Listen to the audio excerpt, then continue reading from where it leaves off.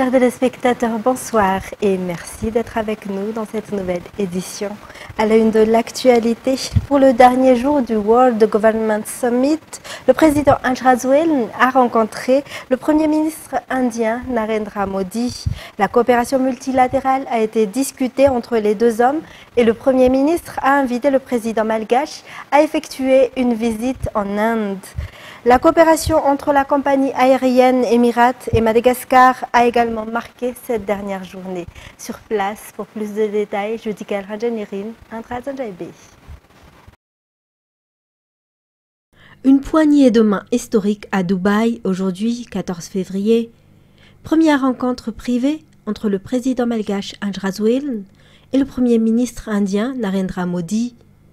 Cela renforce la fraternité entre les deux pays.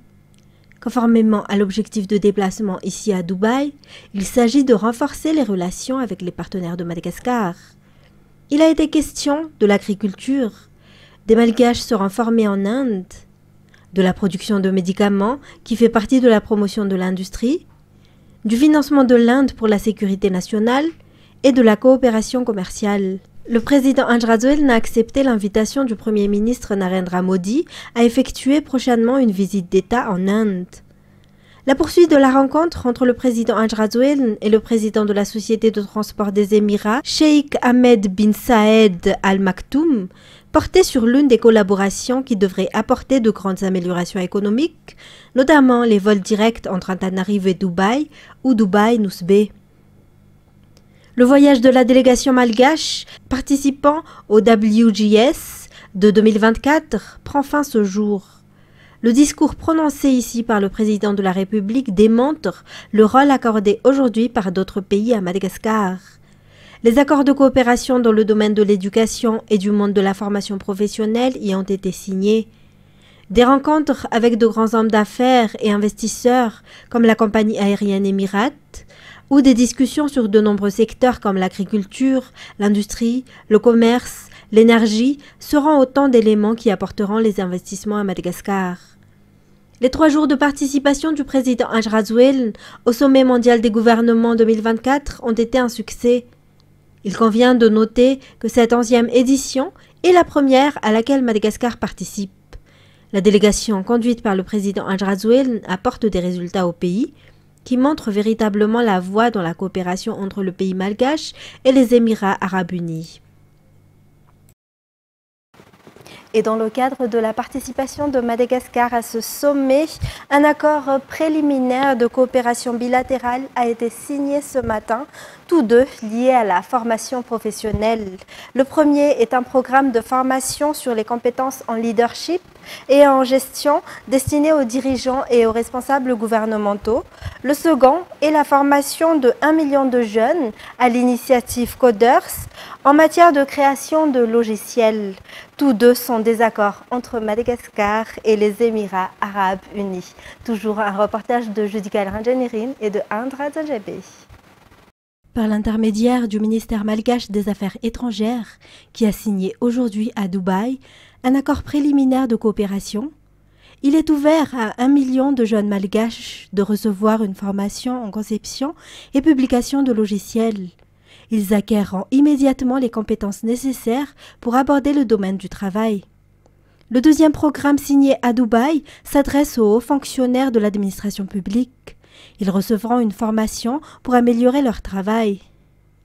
Le ministère malgache de l'enseignement technique et de la formation professionnelle et le ministère des Affaires gouvernementales de Dubaï procéderont immédiatement à la mise en œuvre de ces doubles programmes après la finalisation de la signature. Et on revient au pays pour le reste de l'actualité. 12 dossiers de viol sur mineurs ont été reçus par le tribunal pour le mois de février à Antananarivo. En un mois et demi, il y a eu 145 cas. Raison pour laquelle certains articles du Code pénal ont été modifiés et attendent la décision de la Haute Cour constitutionnelle. Reportage. Depuis le 1er février jusqu'à hier, le tribunal a enregistré 12 dossiers de viol sur mineurs à Antananarivo. Autrement dit, presque un cas chaque jour. Dans certains cas, les enfants violés ont subi des dommages irréversibles. C'est notamment le cas d'un enfant de 8 ans à Fianarantsoa dont les organes génitaux ont été complètement détruits des suites d'un viol suivi d'un acte de sodomie. Certaines ont même perdu leur vie. Les actes de viol ont souvent pour origine des libidos incontrôlables pouvant être assimilés à des maladies incurables. Ainsi, nombreux parmi ceux qui ont été emprisonnés pour viol sont des récidivistes. Il y a ceux qui satisfont leurs besoins sur les animaux, de telles situations ne peuvent que susciter l'inquiétude des parents. Afin de rétablir l'ordre public, les peines ont été renforcées. À cet effet, les visages des violeurs des mineurs seront rendus publics, les travaux forcés seront à perpétuité pour les récidivistes, une peine assortie de castration chimique ou chirurgicale selon la gravité du crime, selon la ministre de la Justice, Rajamanatenasu Landboulatine. De nombreux pays à travers le monde, comme les États-Unis, l'Allemagne, le Danemark, la Belgique, la Suède, le Canada, la Norvège, la Pologne et la Corée du Sud, ont accru le recours à la castration comme peine pour ceux qui violent des mineurs. Aux États-Unis, par exemple, il a été mis en œuvre en 1996. Entre 1996 et 2006, le taux de viol d'enfants a diminué de 47%. C'est après la mise en place de la loi liée à la castration chimique dans ces pays que le taux de dénonciation reçu a augmenté.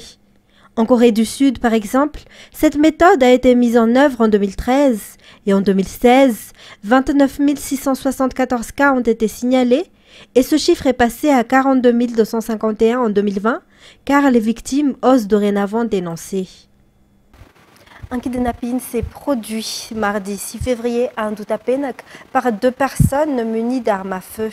Les ravisseurs ont demandé une rançon de 600 000 € pour la libération de la victime, mais après négociation, cette somme a été réduite à 12 millions d'ariars.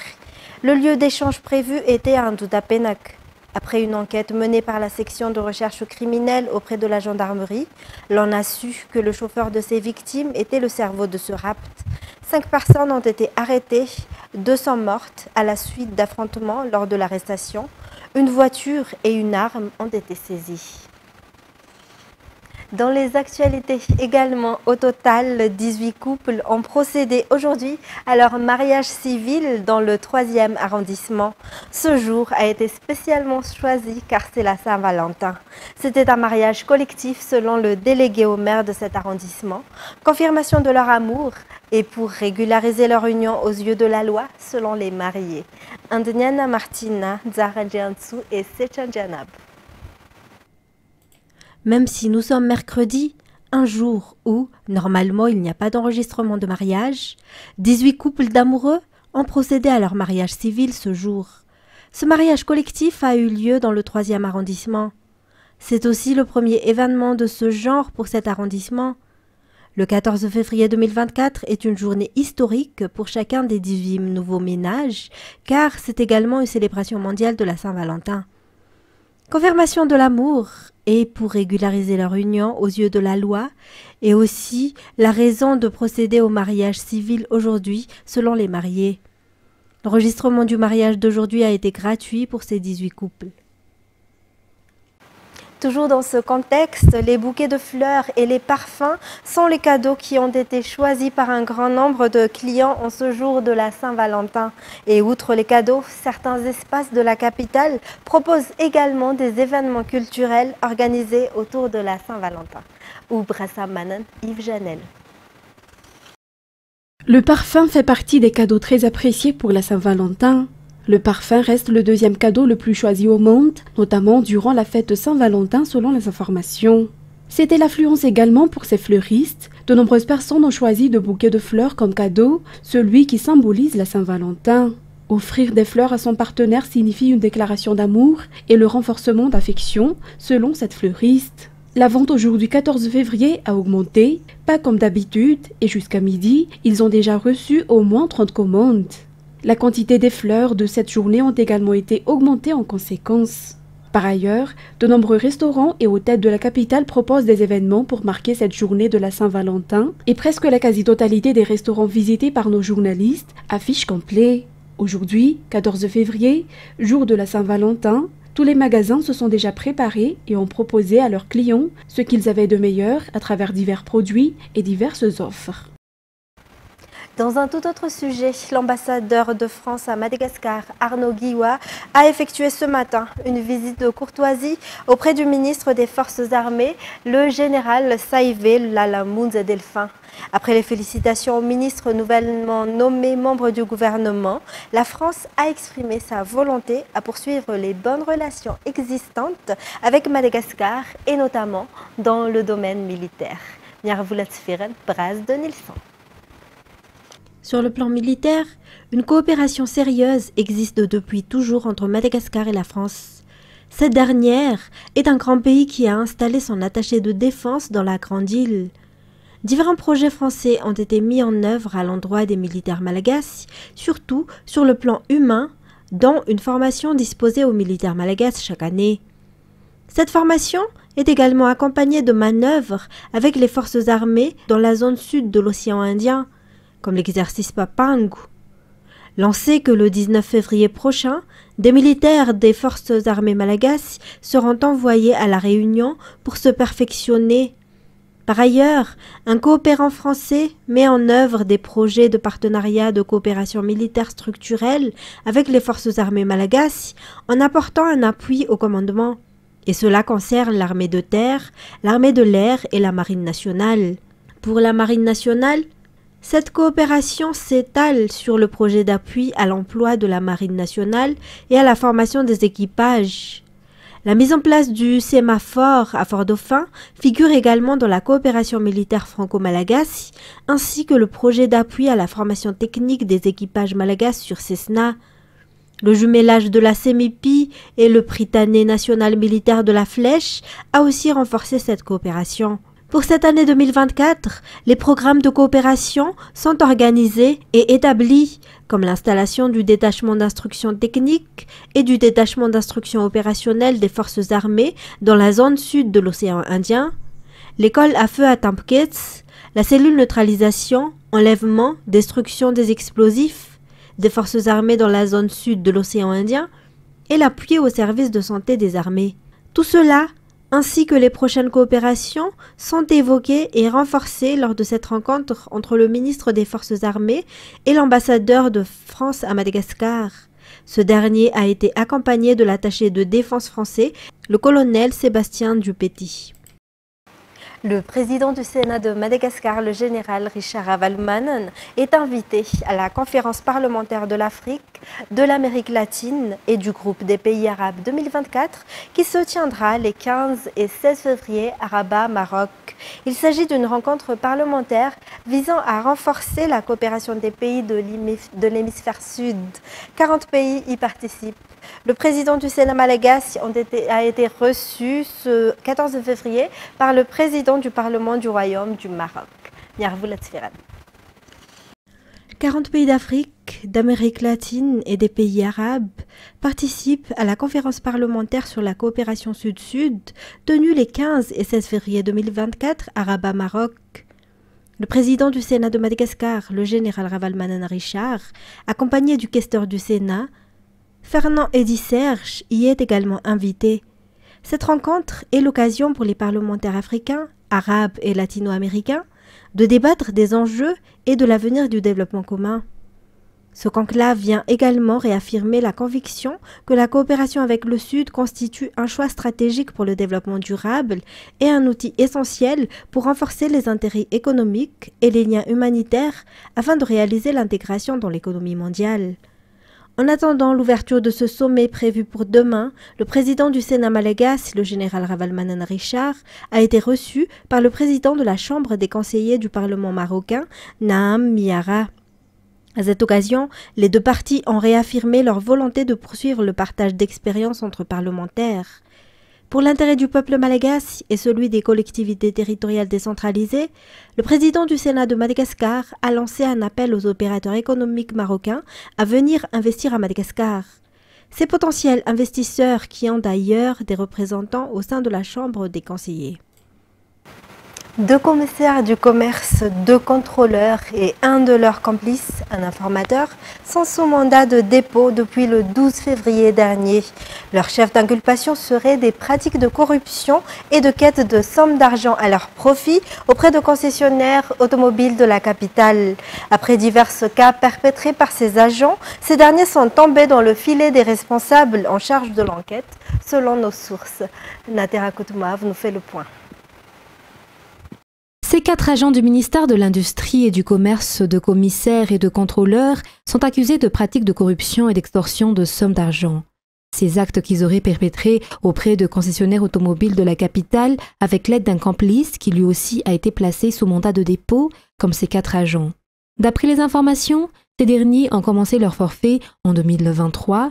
Selon les règles en la matière, ces agents devaient être en possession d'un ordre de mission dont lorsqu'ils procèdent à des contrôles dans le cadre de leur activité.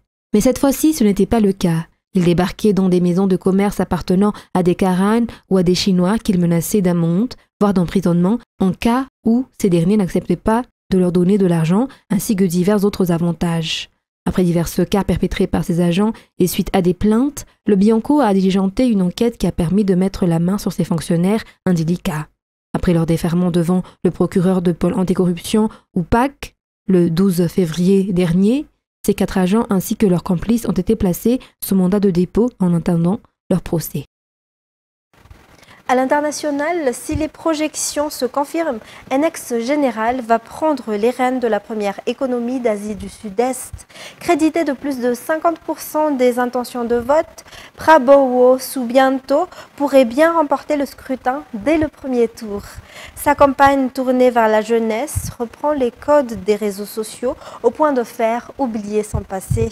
Ce militaire de carrière, gendre de l'ancien dictateur Suharto, est accusé d'avoir kidnappé, torturé et exécuté de nombreux opposants.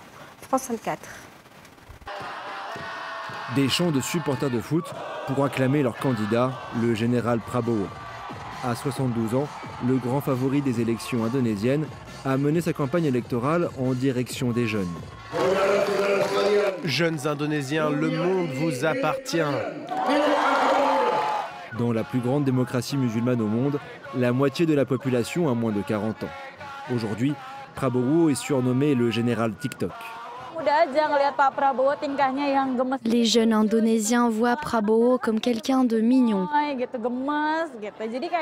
C'est vraiment une campagne joyeuse et positive. Voici l'artisan de cette campagne électorale 2.0.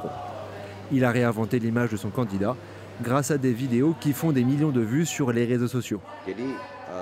Cette vidéo est devenue virale après un débat télévisé. On a analysé les tendances sur les réseaux pour mieux cibler notre public. Une campagne réussie. Depuis octobre, Prabowo est en tête de tous les sondages. Le général TikTok est pourtant accusé de nombreux crimes. Dans les années 90, il mène la répression pour le compte de la dictature. Ces faits d'armes, kidnapping, torture et exécution sommaire. Cet homme est une de ses victimes. En 1998, il est enlevé par les forces de sécurité.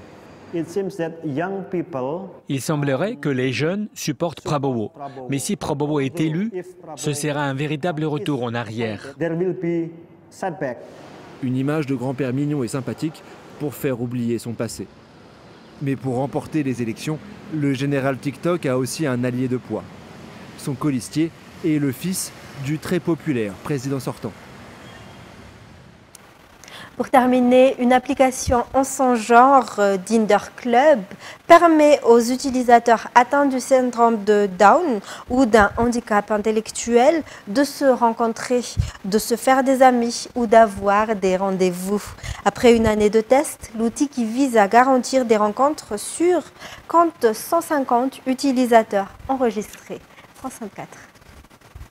C'est un geste encore nouveau pour Elena. Depuis 2 mois, elle utilise Tinder, la première application de rencontre pour personnes en situation de handicap. Là, c'est la partie rendez-vous où il y a tous les utilisateurs et tu peux glisser vers la droite ou vers la gauche en fonction de si la personne te plaît ou pas. À 28 ans, Elena est porteuse d'un trouble du développement intellectuel qui a souvent compliqué ses rapports aux autres. Avec Tinder, la jeune femme se sent mieux protégée. Sur une autre application, il y a plus de chances d'être moqué, qu'on rigole de toi. Mais là, c'est naturel.